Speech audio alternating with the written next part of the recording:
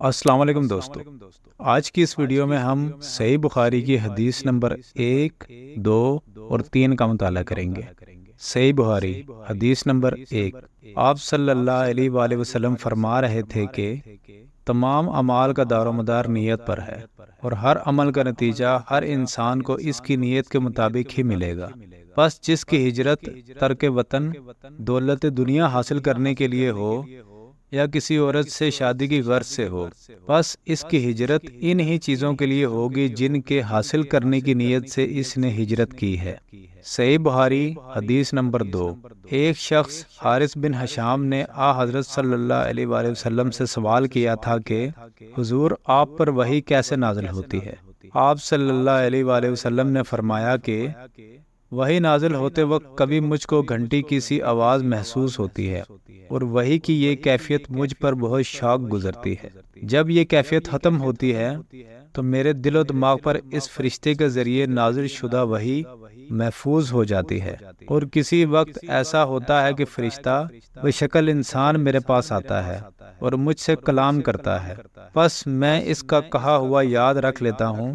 حضرت عائشہ رضی اللہ تعالی عنہا کا بیان ہے کہ میں نے سخت کڑاکے کی سردی میں حضرت صلی اللہ علیہ وآلہ وسلم کو دیکھا ہے کہ آپ صلی اللہ علیہ وآلہ وسلم پر وحی نازل ہوئی، اور جب اس کا سلسلہ موقوف ہوا تو آپ صلی اللہ علیہ وآلہ وسلم کی پیشانی پسینے سے شرابور تھی۔ صحیح بخاری حدیث نمبر 3۔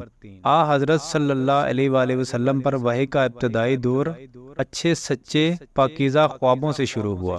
آپ خواب میں جو کچھ دیکھتے وہ صبح کی روشنی کی طرح صحیح اور سچا ثابت ہوتا۔ پھر من جانب قدرت آپ تنہائی پسند ہو گئے، اور آپ صلی اللہ علیہ وآلہ وسلم نے غار حرا میں خلوت نشینی اختیار فرمائی، اور کئی دن اور رات وہاں مسلسل عبادت اور یاد الہی و ذکر و فکر میں مشغول رہتے۔ جب تک گھر آنے کو دل نہ چاہتا توشہ ہمراہ لیے ہوئے وہاں رہتے۔ توشہ ختم ہونے پر ہی اہلیہ محترمہ حضرت ختیجہ رضی اللہ تعالی عنہ کے پاس تشریف لاتے، اور کچھ توشہ ہمراہ لے کر پھر وہاں جا کر خلوت گزیں ہو جاتے۔ یہی طریقہ جاری رہا یہاں تک کہ آپ پر حق منکشف ہو گیا، اور آپ صلی اللہ علیہ وآلہ وسلم غار حرا میں ہی قیام پذیر تھے کہ اچانک حضرت جبرائیل علیہ السلام آپ کے پاس حاضر ہوئے اور کہنے لگے کہ اے محمد پڑھو۔ آپ فرماتے ہیں کہ میں نے کہا میں پڑھنا نہیں جانتا۔ آپ صلی اللہ علیہ وآلہ وسلم فرماتے ہیں فرشتے نے مجھے پکڑ کر اتنے زور سے بھینچا کہ میری طاقت جواب دے گی، پھر مجھے چھوڑ کر کہا پڑھو۔ میں نے پھر وہی جواب دیا کہ میں پڑھا ہوا نہیں ہوں۔ اس فرشتے نے مجھ کو نہایت ہی زور سے بھینچا کہ مجھ کو سخت تکلیف محسوس ہوئی۔ پھر اس نے کہا کہ پڑھو۔ میں نے کہا میں پڑھا ہوا نہیں ہوں۔ فرشتے نے تیسری بار مجھ کو پکڑا اور تیسری مرتبہ پھر مجھ کو بھینچا، پھر مجھے چھوڑ دیا اور کہنے لگا پڑھو اپنے رب کے نام کی مدد سے جس نے پیدا کیا اور انسان کو خون کی پھٹکی سے بنایا۔ پڑھو اور آپ کا رب بہت ہی مہربانیاں کرنے والا ہے۔ بس یہی آیتیں آپ حضرت جبرائیل علیہ السلام سے سن کر اس حال میں غار حرا سے واپس ہوئے کہ آپ کا دل اس انوکھے واقعے سے کانپ رہا تھا۔ آپ حضرت ختیجہ کے ہاں تشریف لائے اور فرمایا کہ مجھے کمبل اڑا دو، مجھے کمبل اڑا دو۔ لوگوں نے آپ کو کمبل اڑا دیا۔ جب آپ کا ڈر جاتا رہا تو آپ نے اپنی زوجہ محترمہ حضرت ختیجہ رضی اللہ تعالی عنہا کو تفصیل کے ساتھ یہ واقعہ سنایا اور فرمانے لگے کہ مجھ کو اب اپنی جان کا خوف ہو گیا ہے۔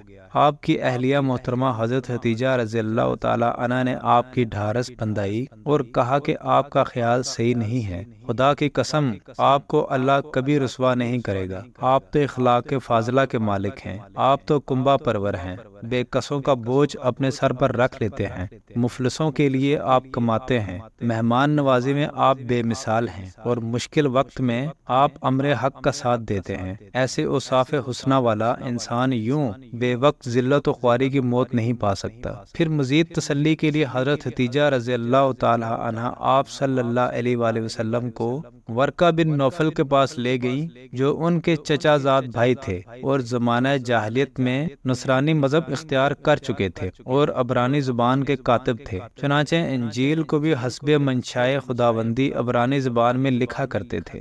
انجیل سریانی زبان میں نازل ہوئی تھی، پھر اس کا ترجمہ عبرانی زبان میں ہوا۔ ورقہ اس اس کو لکھتے تھے۔ وہ بہت بوڑھے ہو گئے تھے، یہاں تک کہ ان کی بینائی بھی رخصت ہو چکی تھی۔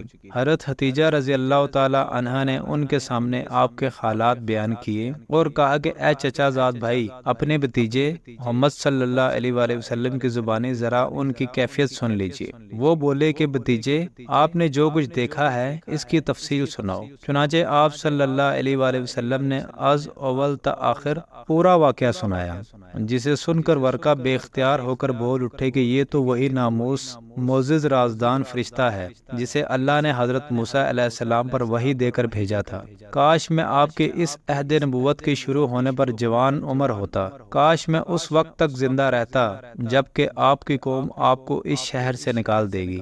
رسول کریم صلی اللہ علیہ وآلہ وسلم نے یہ سن کر تعجب سے پوچھا کہ کیا یہ لوگ مجھ کو نکال دیں گے، حالانکہ میں تو ان میں صادق و امین و مقبول ہوں۔ ورقہ بولا، ہاں یہ سب کچھ سچ ہے، مگر جو شخص بھی آپ کی طرح امر حق لے کر آیا، لوگ اس کے دشمن ہی ہو گئے ہیں۔ اگر مجھے آپ کی نبوت کا وہ زمانہ مل جائے تو میں آپ کی پوری مدد کروں گا۔ مگر ورقہ کچھ دنوں بعد انتقال کر گئے، پھر کچھ عرصے تک وحی کی آمد موقوف رہی۔